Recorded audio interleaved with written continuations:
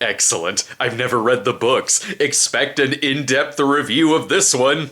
I have seen the Lynch version though, so there were plenty of times in this movie when I was like, oh yeah, I remember that scene from the other movie. There was a lot of things I appreciated about the Lynch one. I didn't know what the hell was going on in it, but it's quotable. I like the bizarre special effects, the makeup, the Toto soundtrack, how delightfully grotesque it is, and the sheer uniqueness that it was a mainstream David Lynch big budget sci-fi blockbuster that had freaking toys. This new Dune? Well, I understood it a lot more. It's way more fleshed out, which goes without saying. It's only part of the book. And I was thinking back to the other one going, oh, okay, well that makes more sense now. This movie is a pure cinematic experience. It's made to be seen on the biggest screen with the biggest surround sound, and to just soak up all the sets, the costumes, the action, from all the extras on screen to these cool ships that look like dragonflies. Like I said, totally in-depth review. Oh man, the ships were really cool. I did really embrace so much about the movie, though. It's almost old school Hollywood in a way. I loved seeing this spectacle on screen that is very mature sci-fi and takes itself incredibly seriously, with no snark or no modern slang. It's sort of an anti-blockbuster in a way. You can see just how much Frank Herbert's book has inspired so many sci-fi films we've seen over the past decades. Because yeah, there's familiar things that happen in the movie that you might have seen before. But the movie has its own uniqueness to its tone and the costuming and the world building that it still sets itself apart from a lot of the sci-fi flicks you've seen over the years. Now, I did enjoy the movie, I appreciated it, and was glad to be seeing it on the big screen, but I didn't love it. In fact, and I may get some shit for this, I don't know, I honestly like the Lynch one better.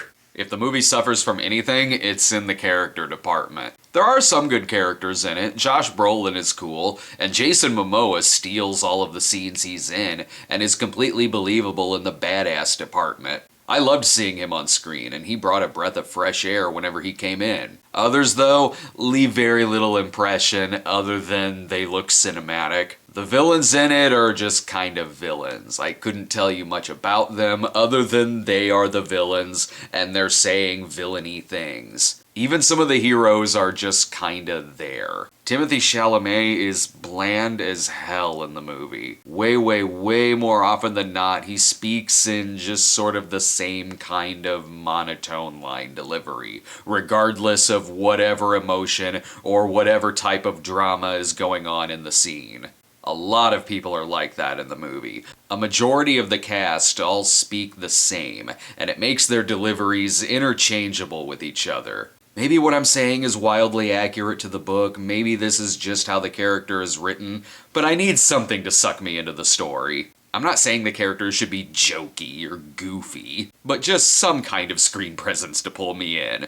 I remember liking Kyle MacLachlan just fine in the 1984 movie. Granted, it's been a while since I've seen it, but I remember him having some emotions. I actually like the characters quite a bit in that one, but maybe I can chalk that up to David Lynch having no problem letting the actors overact. Because of that criticism with this one, it really was the spectacle and the filmmaking that was carrying the engagement for me. It's not that the characters are unlikable or annoying, they aren't, but if I'm not caring that much, then it really wouldn't have mattered to me how this story would end for them. I found myself getting really antsy and feeling the length in the last act. The last duel was just as long as this movie, but way more investing and entertaining. Whereas this, I give my restless leg 24 cigarettes out of 24. All that said, this is worth seeing in theaters. I can't imagine watching it at home. I'd feel like I was missing out on so much. And also I'd get wildly distracted with some of the characters not really doing anything for me. This is a weird one to grade because just on a technical level, it's in the A category, but in terms of characters and my investment in the story, it brings it down to about a B. It's one of those movies where I loved the experience of seeing all of these visuals, but I don't really need to see the movie again. I'm cool with seeing it once. And while I'm looking forward to the next, I'm fine with having to wait.